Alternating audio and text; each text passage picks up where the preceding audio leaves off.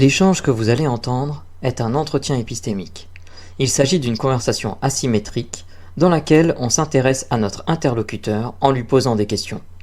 Au travers de celle-ci, nous cherchons à comprendre les raisons qui motivent son avis.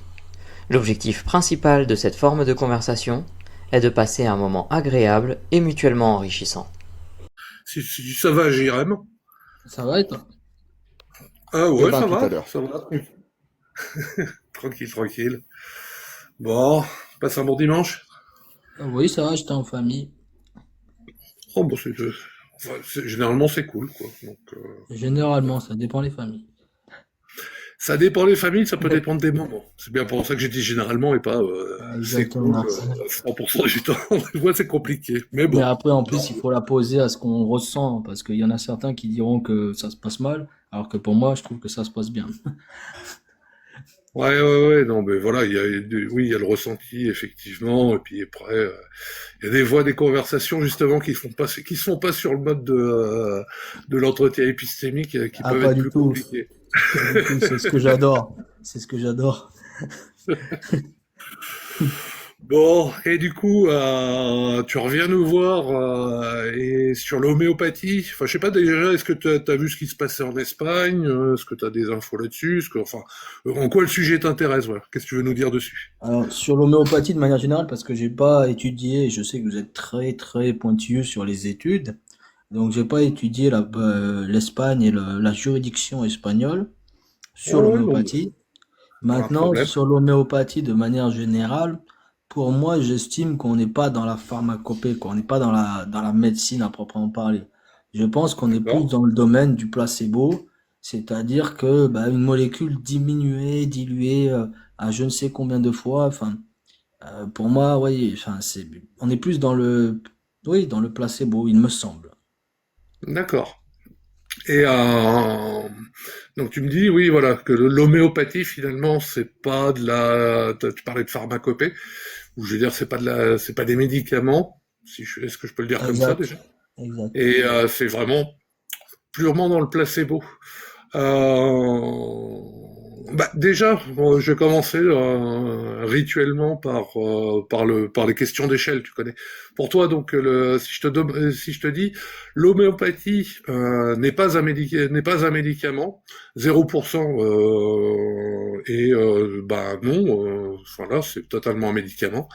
100%, non, c'est absolument pas un médicament, et 50%, bah, je sais pas, il y a du pour, il y a du contre. Voilà. Sur une échelle comme ça, tu te situerais où? Alors c'est assez complexe parce que je me fierais juste à l'effet placebo et à savoir, et j'ai pas les études pour ça, mais quel est le pourcentage d'efficacité de l'effet placebo. C'est-à-dire que pour moi c'est 100% de placebo et maintenant il faudrait D'accord? voir justement à quel point fonctionne l'effet placebo sur les gens et dans quelles conditions. Voilà. D'accord. Bah, après, c'est à la limite, tu peux permettre, voilà, que, bah, tu peux faire la même chose avec l'effet placebo. Donc, est-ce que c'est 100% placebo ou est-ce qu'il y a autre chose? On peut la refaire comme ça, si tu veux. Pour C'est peut-être. l'homéopathie, en ce qui me concerne, pour moi l'homéopathie c'est 100% placebo. D'accord. Et qu'est-ce qui fait que t'es pas. Alors, 100% c'est énorme déjà. Oui, non, c'est Voilà, absolu. ouais, voilà, c'est une certitude absolue. Qu'est-ce qui fait que t'es à 100% et pas juste à 99,5%, par exemple? On peut mettre 99,5 si tu veux, mais en Non, fait, non, c'est la posologie. En fait, en fait, la concentration en d'accord. molécules. Pour moi, le fait enfin, de la dilution à 10 000 ou je sais pas combien, enfin, pour moi, c'est pas, on est loin, on n'est pas dans la pharmacie, quoi. On est vraiment dans le cinéma, selon moi. D'accord. De Et part et comment tu d'autre. sais, et comment tu sais qu'en fait, enfin, déjà, est-ce que tu peux me dire comment fonctionne l'homéopathie ou comment est censé fonctionner l'homéopathie? Tu prends la question comme tu Alors, veux, hein. pour l'homéopathie, de ce que j'en ai compris, attention, hein, et ça reste très vague, alors une diminution, enfin, c'est une dilution de la molécule je ne sais combien de fois avec justement alors un adjuvant, il y en a qui parlent de foie, de canard ou je ne sais quoi. Enfin, Mhm. mais c'est une en fait c'est une molécule qui est diminuée, je ne sais combien de fois, enfin D'accord. infinitésimale Et, quoi. et comment l'homéopathie ou les homéopathes expliqueraient qu'en fait, ça fonctionnerait selon eux? Est-ce que tu sais ça ou... Justement, comment ils expliquent que ça fonctionne, c'est parce qu'il y a un effet placebo selon moi. Il n'y a pas de, selon Ah, moi, les homéopathes te disent que c'est un effet placebo. ah non, eux, ils le reconnaîtront pas puisque ça nuit à leur business. Mais D'accord. Mais du coup, est-ce que tu sais comment ils justifient en fait que ça fonctionnerait? Est-ce que tu connais le principe?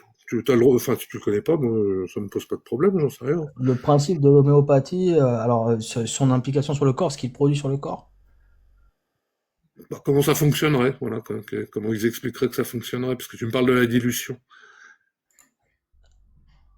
sur l'application sur le corps, je la connais pas. D'accord. Ok. Donc si je résume, en fait, tu sais pas exactement comment eux ils justifient que ça fonctionnerait. Ce que tu sais, c'est que par contre, ils diluent énormément.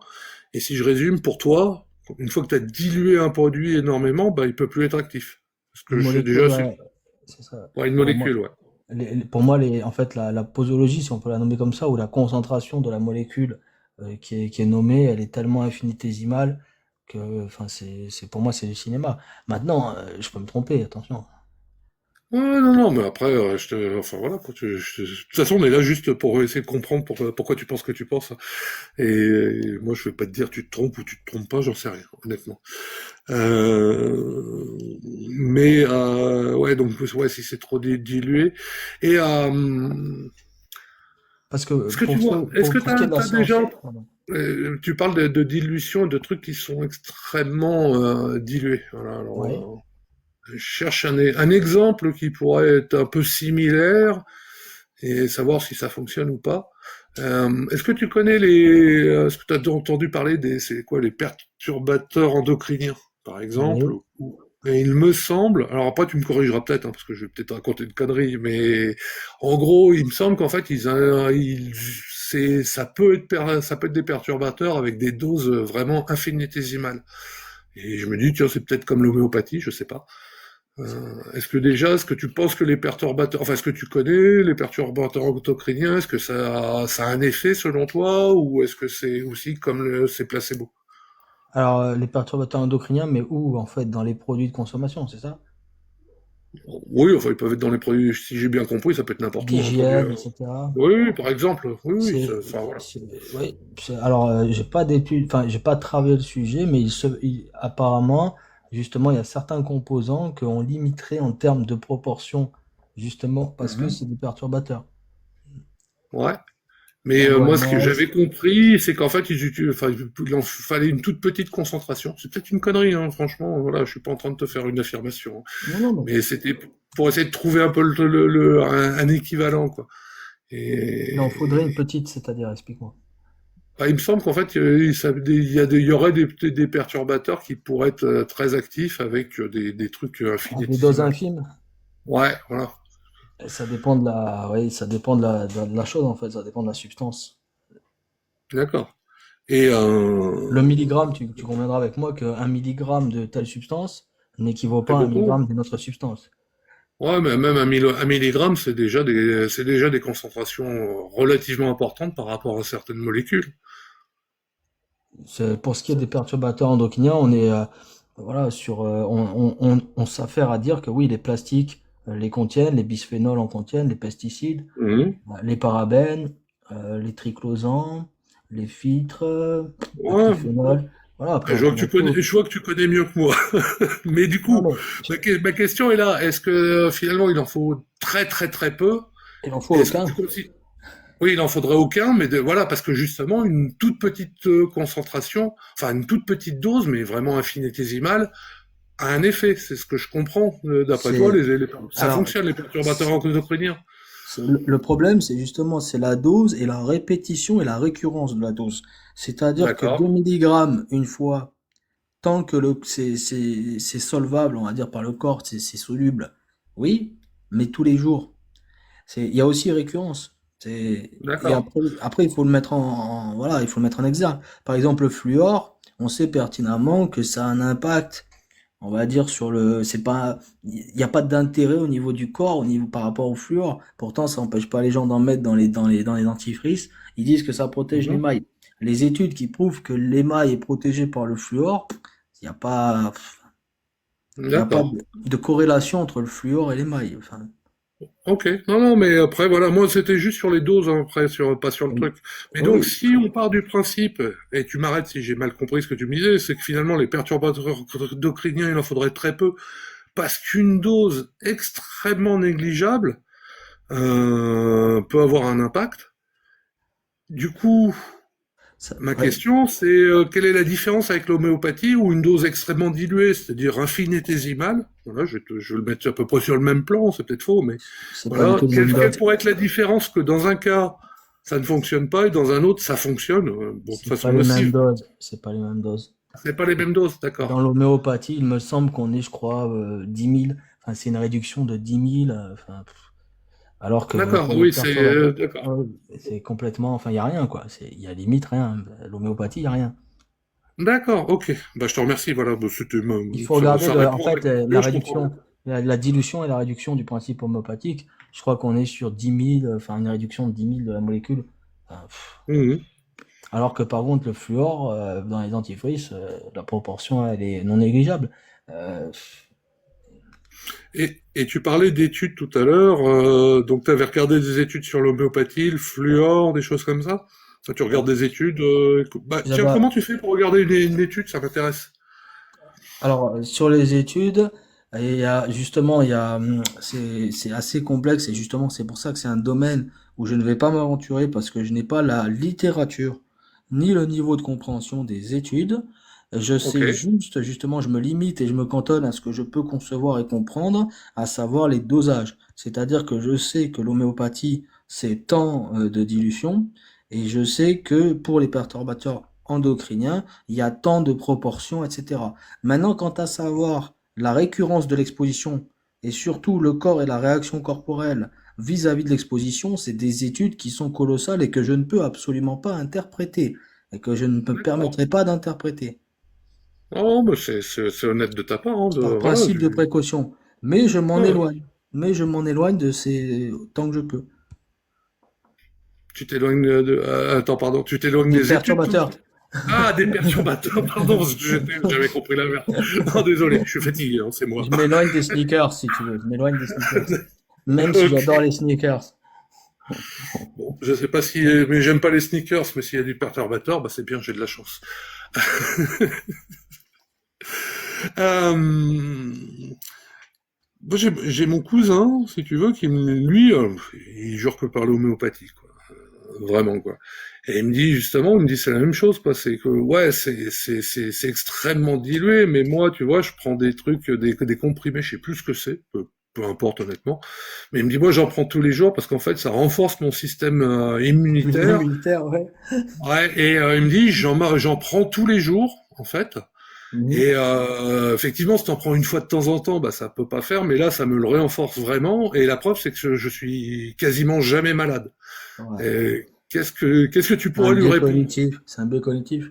C'est-à-dire que le fait qu'il soit jamais malade, à quel moment il peut savoir que ça vienne de son homéopathie d'escroc et de charlatan? D'accord. Les doses, Mais les doses sont tellement infinitésimales qu'elles ne peuvent pas agir sur le corps. À la limite, il prend 4 oranges, il les presse et il boit un jus d'orange.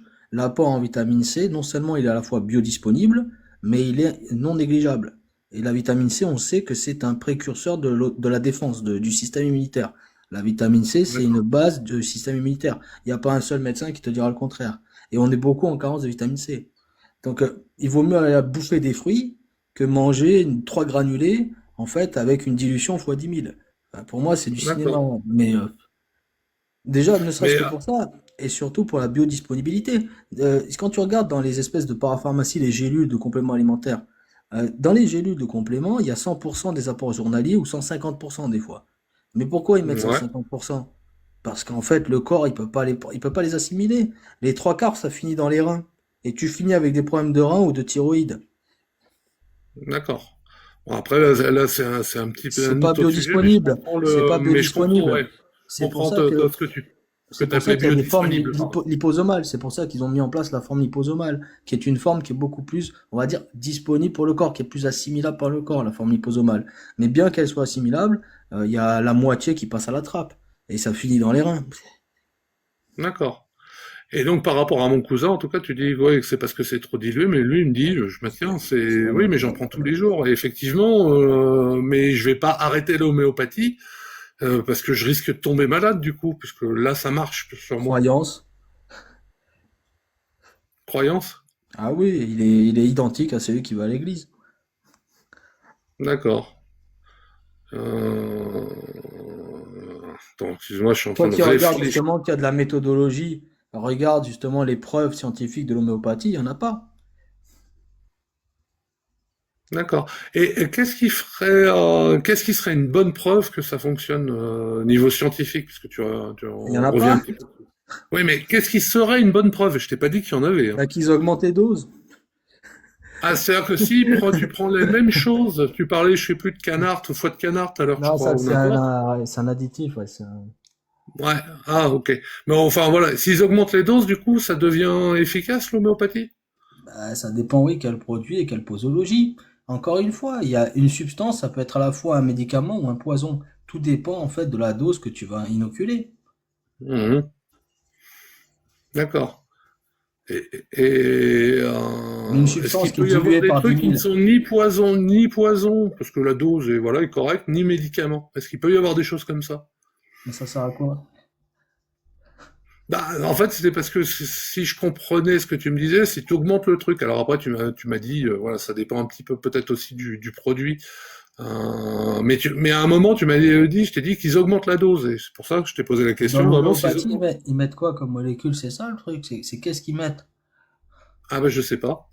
Hein. Qu'est-ce que toi tu sais qu'ils mettent dedans? Bah, justement, j'en sais rien du tout. Je D'accord. sais- C'est-à-dire que potentiellement, s'ils augmentent la dose, du coup, on pourrait dire que ça pourrait fonctionner. Ça Alors dépend que de c'est ce quoi le ils seul mettent. Ça problème, c'est la dépend. dose. Si la personne, elle a des carences en fer, elle a qu'à bouffer de la viande. Ça sert à quoi d'aller bouffer des granulés avec 10 000, enfin, une dose de fer moins 10 000, enfin, je comprends même pas. D'accord. Ok. Bah en tout cas, je te remercie parce que je comprends mieux pourquoi tu penses que ce que tu penses, hein, c'est un peu l'objet, donc c'est cool. Je dis pas que j'ai Euh, raison, attention. non, mais non, mais t'as été, enfin voilà, t'as été honnête et prudent pendant tout le truc, quoi. Et moi, je trouve ça appréciable, quoi, justement. J'aimerais juste qu'on pourrait... T'as pas fait d'affirmation péremptoire, à part le 100%. Voilà, le Ouais, 100% ça du y est, je début. savais que j'allais y avoir droit. Non, mais après, t'as le droit, hein, c'est pas le problème. Non, mais Mais parce que globalement, après, d'ailleurs, tiens, bah, avant de passer la parole, justement, est-ce que le 100%, est-ce que après la discussion qu'on a eue, justement, où tu dis, il y a des choses, est-ce que tu es toujours à 100% ou est-ce que tu te dis, tiens, peut-être qu'il faudrait que je le fasse évoluer, peut-être à le, 110%. le 100% est un absolu. Quand je le dis, c'est pour montrer mon absolutisme. Mais Mhm. de toute façon, on peut pas dire 100% dans la mesure où il y a une partie placebo. Donc c'est non négligeable. Et justement, et je pense qu'il faut vraiment analyser par contre la partie placebo des choses. Je pense que c'est des études qu'on doit mener que je n'ai pas sur lesquelles je me suis pas penché, mais je pense que vraiment D'accord. les parties placebo nocebo, c'est vraiment des choses sur lesquelles on devrait travailler énormément. Ouais. Ok. Bah écoute, je te remercie encore. Et puis je sais pas si Mélanie, Russell ont une question pour toi. Tu sais, les fameuses questions emportées, je crois que tu connais bien, je t'explique pas. Bien sûr. Non, j'ai pas de questions à apporter de mon côté. C'est une homéopathe. J'en ai, j'en ai peut-être une, JRM. J'ai l'impression que tu as quand même un peu pas mal étudié, enfin même si tu dis que tu l'as pas fait beaucoup, mais tu as quand même un background assez intéressant sur l'homéopathie. Je voulais savoir si tu avais utilisé la même méthode et les mêmes outils concernant tes a priori sur le fluor. Sur le fluor, j'avais étudié justement les applications et la création, enfin, pour l'origine des fluorides, c'est-à-dire pourquoi on les mettait dans à la fois le sel et aussi les dentifrices. Mhm. Et de ce que j'en ai retenu, enfin, l'implication du fluor dans le biome, dans le mécanisme humain, il reste toujours à prouver, quoi. L'intérêt du fluor pour l'être humain, il reste toujours à prouver, si tu veux.